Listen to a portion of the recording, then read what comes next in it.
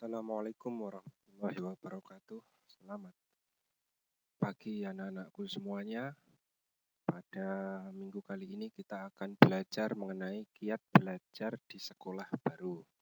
Tujuannya apa? Yaitu tujuannya adalah untuk memahami faktor-faktor yang mempengaruhi hasil belajar. Faktornya apa? Nanti Bapak jelaskan di belakang. Dan menjelaskan juga mengenai cara belajar yang baik di sekolah baru. Oke, check it out. Sebelum materi dimulai, kita ice breaking dulu ya untuk melatih konsentrasi sebelum menerima pelajaran. Yaitu dengan cara salah satunya menebak gambar atau menebak persepsi. Saya rasa berhubung pembelajarannya daring, tidak usah dibuat kelompok, kita langsung saja. Nah, ini yang pertama adalah menebak berapa jumlah kubus gambar di atas. Kubus itu adalah persegi 6 sisi ya, balok persegi. Berapa kira-kira jumlahnya? 6 atau 7? Coba dijawab masing-masing ya. Nanti Bapak kasih tahu jawabannya. Nah, gambar yang kedua yaitu ada gambar burung berwarna hitam dan ada ikan berwarna putih. Kita disuruh menebak ada berapa jumlah burung dan berapa jumlah ikan. Kalau videonya terlalu cepat bisa di pause dulu, dihitung ayo berapa jumlahnya. Udah ketemu? Oke. Ya jawabannya.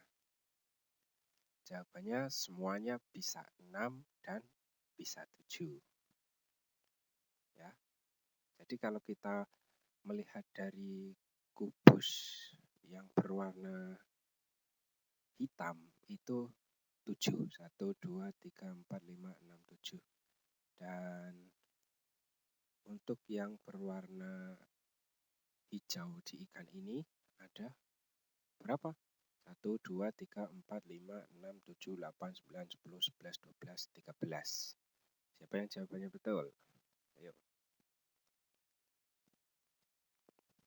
Salah? Oke, nanti dipelajari ulang ya. Ini gambar. Baloknya ada berapa? 3 atau 4? Kalau dilihat dari sisi sebelah kiri, itu ujungnya ada 4. Dan kalau dilihat dari sisi kanan, ujungnya ada 3. Jadi persepsi, pada dasarnya persepsi atau cara pandang seseorang itu berbeda-beda. Itu yang dapat kita ambil dari tebak gambar berikut ya. Bahwa setiap orang itu punya cara pandang dan persepsi yang berbeda-beda. Lanjut.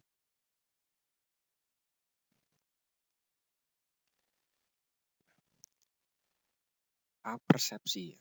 Apa itu apersepsi? Persepsi ya tadi itu cara memandang suatu hal baru. Nah, anak-anak memandang sekolah baru itu seperti apa? Ada siswa yang ingin memperoleh prestasi belajar. Ya.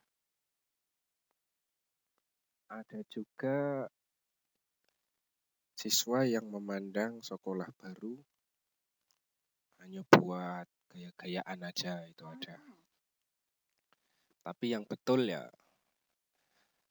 harusnya siswa memandang sekolah baru itu untuk memperoleh prestasi belajar yang baik. Nah, tetapi ada syaratnya. Syaratnya apa? Yaitu harus tekun dalam prosesnya. Oke, ini dicatat. Lanjut. Sekarang kita masuk ke pengertian belajar. Ya. Apa itu belajar? Belajar adalah, simpelnya begini, belajar adalah adanya suatu kegiatan yang ditandai perubahan sikap seseorang dari tidak mengerti menjadi mengerti, dari tidak terampil menjadi terampil. Itu adalah pengertian dari belajar. Dipahami lagi ya, sambil dicatat. Lanjut. Bapak ulang sekali lagi. Belajar adalah proses tidak tahu menjadi tahu. Yang itu terjadi di otak kita. Kemudian di sikap kita. Belajar adalah proses merubah perilaku negatif menjadi perilaku positif. Misalnya, belajar untuk mengurangi kecanduan bermain game. Nah, itu kan dari perilaku negatif menjadi positif. Kemudian yang ketiga, belajar adalah perubahan keterampilan.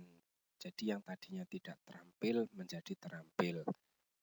Jadi yang tadinya tidak bisa melakukan sesuatu menjadi bisa. Dengan cara apa? Ya dengan cara dilakukan berulang-ulang.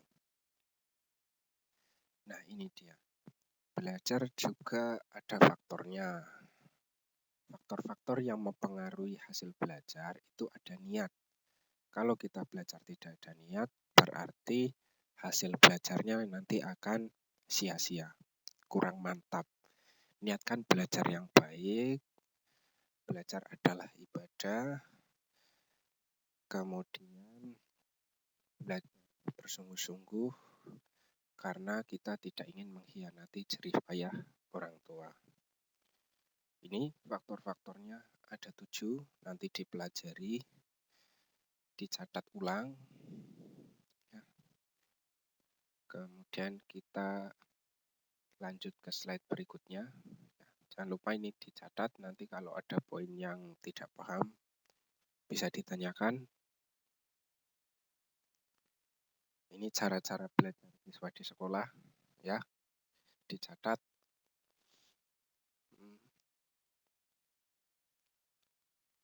Kemudian ini ada cara belajar mandiri.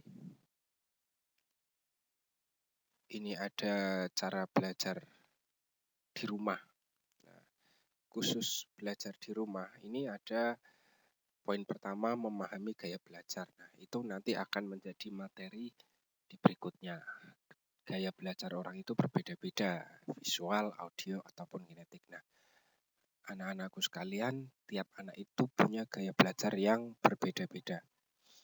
Ini harus dikonsultasikan dengan guru BK supaya hasil belajar kalian efektif.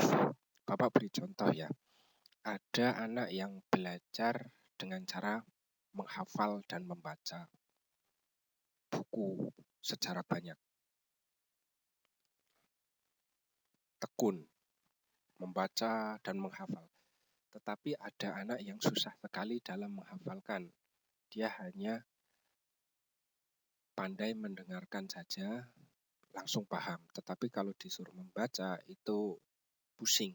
Nah, jadi dia masuk ke cara belajar yang audio.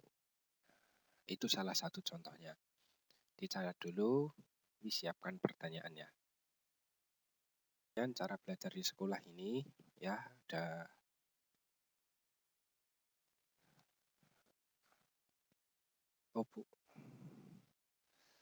ada 10. Oh ya, tadi cara belajar di sekolah sudah, sepertinya ini salah ketik ya. Ini adalah cara belajar secara berkelompok sebenarnya. Diganti nanti cara belajar secara berkelompok, ada 10 ya. Kalau slide videonya terlalu cepat bisa di-pause dan dicatat terlebih dahulu. Nah, ini kisah inspiratif dari Kepompong ya. Dibaca saja, kalau yang slide terakhir ini tidak usah dicatat, dan nanti yang dicatat adalah cerita secara singkat kisah inspiratif tersebut. Belajar dari Kepompong. Oke, begitu saja materinya. Nanti kalian catat dan masing-masing siswa harus mengajukan minimal 1 pertanyaan tentang belajar ya, tentang video ini. Mungkin itu saja. Nanti setelah kalian catat, mengajukan pertanyaan di kolom komentar baik di Google Classroom ataupun di YouTube. Sekian, terima kasih. Assalamualaikum warahmatullahi wabarakatuh.